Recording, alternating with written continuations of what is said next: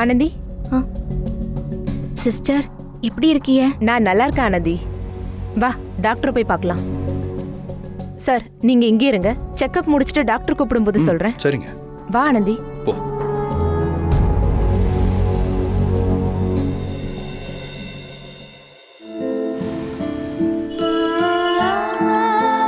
Anandhi, everything is fine. ஆனா உன் முகத்துல தான் சந்தோஷமே இல்ல. என்னாச்சு? எனக்கு என்ன டாக்டர் கவலை? என்னால எல்லா இடத்துலயும் அவருக்கு தான் சோதனையா இருக்குது. அது நினைச்சதே மனசு நொந்து போகுது. நோ ஆனந்தி, நீ எப்படிப்பட்ட தைரியமான பொண்ணு. இதுவே இன்னொருத்தங்களா இருந்தா இந்த குழந்தைய எப்பவோ கலைச்சிட்டு போயிருப்பாங்க. ஆனா நீ அந்த சின்ன கருவையும் ஒரு உயிர்னு மதிச்சு அதை அழிக்காம காப்பாத்திட்டு இருக்க. அந்த நன்றி அந்த குழந்தைக்கும் இருக்கு ஆனந்தி.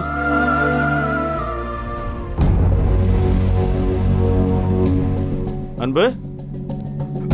வணக்கம் டாக்டர். என்ன அன்பு தனியா உட்காந்துருக்கீங்க? இல்ல, ஆனந்தி உள்ள செக்கப்க்கு போயிருக்கா. ஏதாச்சும் பிரச்சனையா?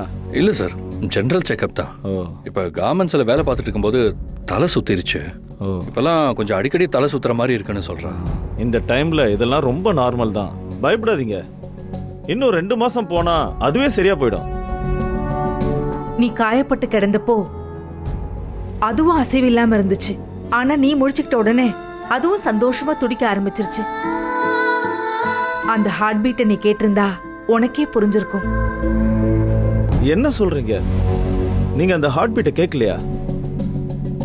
ஆனந்தியோட ரிப்போர்ட்டையும் குழந்தையோட ஹார்ட் பீட்டையும் மகேஷ் வாங்கிட்டு போனாரு. என்ன டாக்டர் சொல்றீங்க? ஆனந்தி ரொம்ப வீக்கா இருக்கா. குழந்தையோட ஹார்ட் பீட் அவ கேட்டா எமோஷனலி கொஞ்சம் ஸ்ட்ராங் ஆயிடுவான்னு சொல்லி என்கிட்ட இருந்து வாங்கிட்டு போனாரு. உங்ககிட்ட சொல்லலையா?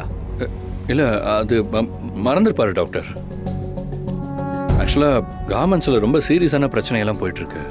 மகேஷ் சாருக்கும் ஹெவி ப்ரெஷர், அதுல மறந்துருப்பாரு. ஓ, வேலை முக்கியம்தான் அன்பு. பட் ஆனந்தியோட ஹெல்த்தையும் கவனமா பாத்துக்கோங்க. அது ரொம்ப ரொம்ப முக்கியம். ஓகே, டேக் கேர் அன்பு. Thank you doctor.